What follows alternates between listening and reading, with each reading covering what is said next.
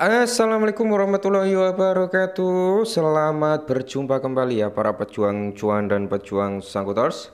Bagaimana keadaan kalian semua? Semoga kalian dalam keadaan sehat semua ya, dan saya doakan sukses semua buat kalian. Amin, mantap jiwa ya.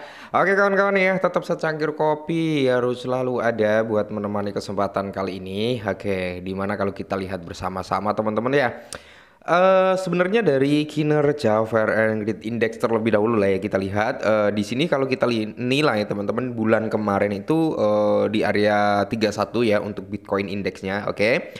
Terus kalau kita melihat untuk minggu lalu sempat di area 45, teman-teman mau masuk dalam kategori greed sebenarnya, tapi masih terbanting lagi hingga akhirnya kemarin sempat turun di area 32, dan hari ini teman-teman berada di area 37 untuk Fair and Greed indeksnya daripada si Bitcoin. Dan di sini kalau kita lihat bersama-sama teman-teman ya, untuk kinerja daripada sektornya altcoin ya sebenarnya bagus juga ya. Udah mulai recover tipis-tipis, cuman kan ya memang belum ada gebrakan yang luar biasa yang akan terjadi dalam sektor cryptocurrency kali ini. Walaupun kita melihat teman-teman ya, mayoritas nih teman-teman, mayoritas bukan minoritas ya, altcoin itu recover gitu teman-teman ya. Tetap konteksnya adalah dimana kalau memang kalian udah profit ya silakan taking profit, kalau belum ya tunggu dulu teman-teman ya sampai kalian profit gitu ya. Nah, kali ini teman-teman ya ada sedikit informasi nih buat kalian semua. Tentunya kalian udah tahu lah ya token apa yang akan kita bahas. Nah, sebelum kita lanjut teman-teman, ada sedikit prediksi daripada si Robert Kiyosaki ya. Itu dia mengatakan nih kapan Bitcoin itu bisa sampai di area 1 juta US dollar. Wow, mantul banget nih ya. Kalau bisa sampai di area 1 juta teman-teman ya, kita pasti akan panen cuan gitu kan. Cuman di sini teman-teman yang perlu kita ketahui adalah di mana si Robert Kiyosaki ini menegaskan kemungkinan besar ya kan, di mana Bitcoin itu akan mencapai di area 1 juta US dollar di tahun 2035. Berarti kurang lebih sekitar 10 tahun lagi kan, masih jauh bro ya. Oke, tapi kita nggak berspekulasi terlebih dahulu Bitcoin ke area 31.000 US dollar ya kan. Cukup di area 200.000 atau 150.000 dalam waktu dekat itu udah mantulita gitu ya kan, mantap jiwa. Nah, kita langsung menuju ke to the point-nya teman-teman ya, di mana XRP itu siap gitu loh ya untuk melaju ya kan. Karena analis mengincar target di area 6,60 dolar teman-teman dalam gelombang terakhir. Oke, ini menarik teman-teman ya. Jadi XRP tertahan atau bertahan kuat di atas level 1,21. Nah, level menurut para analis peningkatan untuk mempertahankan momentum bullishnya. Para ahli pasar kripto percaya nih bahwasanya penurunan baru-baru ini hanyalah bagian dari pola Elliott 5 gelombang yang lebih besar. Oke, menetap ya. Jadi dengan gelombang 5 yang sangat dinanti-nantikan berpotensi mendorong XRP ke level tertinggi di area 5,65 dolar atau bahkan sampai di area 6,60 dolar asalkan level support utama dipatuhi. Nah, menurut analis kripto terkemuka Dark Vendor ya, ini bisa jadi fase konsolidasi akhir. Nah, saat ini kita tahu lah ya seperti XRP, Ethereum, terus kalau kita lihat dari Bitcoin juga sedang mengalami sideways ya, atau di mana titik jenuh jual dan titik jenuh beli, atau bisa dikatakan simpelnya adalah konsolidasi. Nah, ia telah mengidentifikasikan target berikutnya utama adalah di area 3,75 US dollar. Ini udah membuat all time high ya di area dan di area 5,85 US dollar yang menunjukkan bahwa pergerakan sideways saat ini hampir berakhir selama XRP bertahan di atas 1,21 dolar. Struktur bullish tetap utuh ya kan. Nah, menarik nih teman-teman ya, patokannya adalah di area 1,21 dolar ya. Nah, jadi Dark Friender ini memprediksikan teman-teman ya wave 4 ya teman-teman ya. 1 2 3 4 5 ya, wave 5 lah.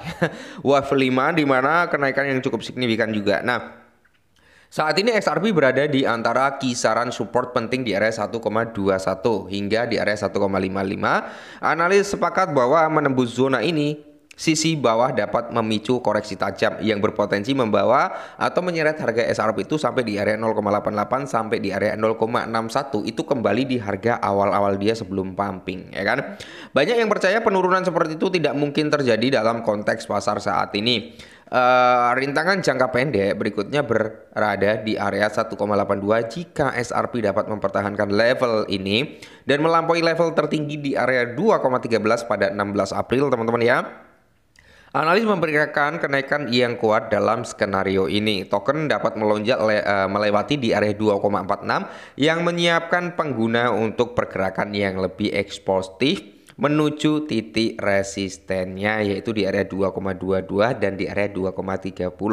Mengingat teman-teman ya, beberapa poin positif dari XRP sebenarnya banyak sih ya, yang notabene bisa membawa nilai bullish gitu terhadap harga XRP ke depannya, oke? Banyak lah ya natif bullish, penyelesaian kasus SEC ya kan, approvementnya ETF teman-teman ya, dan mungkin adopsi dari institusi gitu kan, itu juga akan menambah nilai plus lah ya bagi si XRP ini. Dengan pasar kripto yang mengamati perlakuan daripada Bitcoin di tengah kekhawatiran resesi, XRP mungkin mengukir jalannya sendiri. Jika dapat mempertahankan dukungan saat ini, beberapa minggu ke depan dapat menyaksikan perubahan dramatis yang akhirnya dapat memvalidasi proyek bullish untuk XRP pada tahun 2025, teman-teman. Semoga saja ya. Jadi ya, untuk XRP sendiri teman-teman ya, jangan terbawa FOMO. Oke, jangan terbawa FOMO juga. Kemarin saat XRP itu belum pumping ya teman-teman ya, masih di harga dasar gitu kan. Itu waktu di area 0,6, 0,5 gitu teman-teman. Yang mengatakan lah ya, banyak yang berspekulasi XRP itu udah di area kematian gitu ya.